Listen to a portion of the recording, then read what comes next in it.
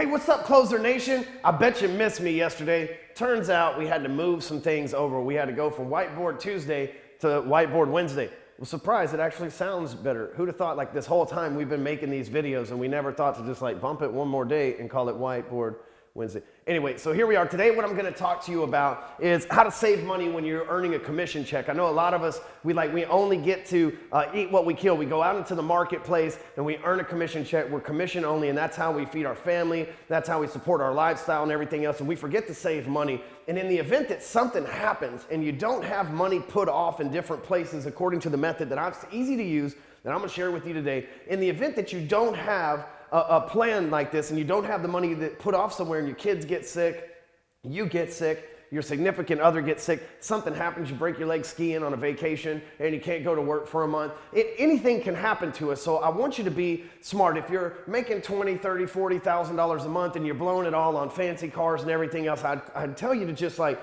it's not gonna be around forever. If it does, awesome, but you should live like it's gonna be all gone tomorrow. And I'm telling you, until you get to a point where you couldn't spend it all. Right? Just keep that in mind. So here's what I'm going to share with you, my formula for investing my money, because I'm commission only as well. I only get paid for the things that I go out and sell. And so I've been that way my entire life. I've never had a salary job. I've never taken paid vacation or any of that stuff. I have always been on commission, and I've always been good at saving money. So let me share with you my formula, right? The first thing I do is I buy stock. Okay, so at Hardcore Closer, I get paid every 2 weeks. And so, and for a while now, I've been able to predict my income pretty much. I know pretty much what I'm gonna get paid every 2 weeks. And so I set aside a certain part of my paycheck every 2 weeks and I buy stocks. And I'll just be honest with you, I put by $1,000 each week, or every 2 weeks, I spend $1,000, so it's $2,000 a month roughly, that I spend on stock. I go, and I know a lot of times as a salesperson, we go and we make money and we feel like we have to spend it, right? That's an upper limit. Okay, that's something that our parents didn't have money. This is why we're in sales. Most of us, our parents didn't have money. Our friends coming up didn't have money. Our friends' parents that lived in the same neighborhood that we did, they didn't have money, so we didn't really learn about money. So we feel like if we have it, we have to spend it, right? That's just some kind of natural caveman salesperson bullshit that we've all got inside of us. And so what I've done in order to feed that need is I invest in stocks. I know that I got to spend my money and I got to buy something. I need that cycle. I've submitted to it basically, right? I know that I need that psychological feeling, that peptide that gets pumped inside my brain that says, go buy something with your hard work, Ryan. And so I do, I go to buy stock. And so every 2 weeks when I get paid, I spend $1,000 on stock. And I've been doing that for a while now. So as you can imagine, it's accumulated. We've made money in the portfolio that I have and everything else. And I just use E-Trade. I don't have a fancy, it's a self-controlled. I have a SEP, and I think it's a Roth IRA account that I've set up in there. And when I get paid, I send $1,000 over to E-Trade on autopilot. I don't even miss it. It's like child support. It just disappears out of my check. And then I go over there and I buy something and I get the feeling of actually going online and purchasing something, but I'm purchasing something that's gonna go up in value instead of be gone in value. Now, as you can imagine, $1,000 is not a big part of my paycheck. Obviously, I'm making more than just a couple of $1,000s a month running as CEO of a company that's doing millions of dollars in sales each year, right? So that is a small portion of my check. It is not a huge portion. It's less than 10% of my monthly income that I put into stocks. Okay, so I just want you to understand that I'm not saying if you make $10,000 a month, $1,000 into stock may be a lot. You may need to start with $250 to $500. There's things like Bank of America that sells for like $13 a share. You could buy a whole bunch of that. You know they're not going anywhere. They've been around forever, right? The greedy bastards, they're not gonna take off with our money, right? So think about that. First thing you gotta do is stock. The second thing you gotta do is real estate. I believe that you need to invest in real estate. I have a flip house right now. I own the house that I live in, and I do lease the office space that we have, but I'm always buying and acquiring rental units as well. I'm on like house number 41, I think, right now for flip or owning and selling. So I think this is number 41 for me. I lost account. I've had so many, really, to be honest with you. And the real estate thing is, you might think, well, I don't have a whole lot of money to buy real estate. Well, if you put $1,000 a month back, let's just say this for a minute. You put $1,000 a month. At the end of the year, you have $12,000. You can go to the bank, a commercial bank. You can put that $12,000 in a non-interest bearing account. They will give you a line of credit for $25,000 or maybe even more depending on your bank structure against that. And you can go buy houses for $20,000 to $25,000. You can even take a loan out against the stock as well. That's just another trick to be able to buy houses $20,000 to $25,000. I'll give you a good example. Right now, I've got a client, Matt Motil. He's selling homes that range from $25,000 to $45,000 that are cash flowing between, or that are renting out between $500 and $750 a month. The other day, we're in the process right now of working on a $32,000 home that somebody's renting for $750 a month. That's an asset that I get to invest in that consistently pays me back, and I'm going to keep the thing for 2 years and then end up selling it for 50 after I drop 10 grand in improvements on it. It's basically a no-brainer, and it's a lot better than just letting my money sit in an account. So what I'm saying is, you don't have to have a ton of money. You could have $15,000, take the $15,000 to the bank, get a $30,000 line of credit, and boom, all of a sudden you've got a $750 a month payment on something. Dude, say you want to drive a Maserati. They run about $750 a month if you lease them with about $5,000 down, right?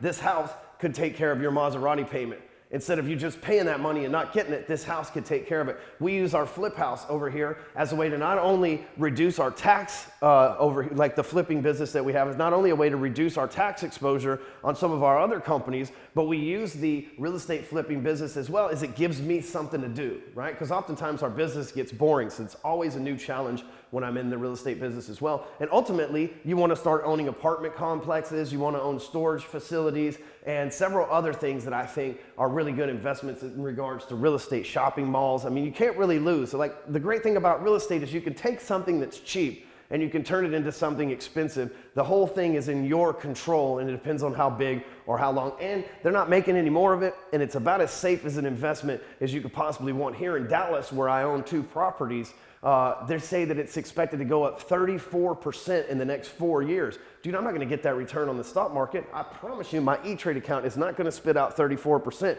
but it's a safe damn bet right here deep in the heart of Texas that it's going down as well. The next thing that you need to do is you need to save some of your money. I recommend saving a very small portion of money. Here's why, right? Like you need to put back $200, $500 a month. Because first of all, a savings account does you absolutely no good unless you have an emergency need cash. It doesn't give you any interest. They're probably gonna charge you $10 a month for the damn thing at whatever bank you bank with anyway. And you're gonna see it and you're gonna be like, well, I'll just transfer it back into my other account and use it for this, that, and the other. I know your patterns, I know how you are, right? Instead, you just need to keep very little, a few $1,000s in your savings account that if an emergency happened, you know, like somebody broke all the windows in your car and it wasn't insured or something like that, like, you know, like something happens, you can get it taken care of. Just a few $1,000s, because a bank account really doesn't do you a lot of good. You have to have operating capital, a savings account, not a bank account. But a savings account doesn't really do you any good, right? Because out of your checking account, you have your operating capital or whatever it is, your personal expenses and everything else. You need to have an account on top of that that's a savings account. What I recommend doing for the savings account, if you want to get really smart, is going to a commercial bank. Again, starting an LLC, you can go to LegalZoom.com, start an LLC, take that LLC, take the money that you would put in a savings account, say it's going to be $5,000, take that to the commercial bank, and then get a $10,000 line of credit. They'll usually give you 2 to 1 on your money, so get a $10,000 line of credit. So heaven forbid something happens to you, you need an emergency, you all of a sudden got your $5,000 in a safe spot, and then you got $10,000 leverage against it. See, these are the things that other salespeople don't really talk about, but I know that we're in a place where we get these commission checks and we feel like we got to spend it. We don't know what to do with our money. And oftentimes the first time you make $100,000 or $200,000 or $500,000 or $1 million a year in sales, you're like, fuck, dude, what do I do with all my money? I had a friend the other day reach out to me. He's like, man, do you just trust all your money with one person? And that's what inspired me to make this video. So the next thing is you do need that person in your life. You do need an advisor.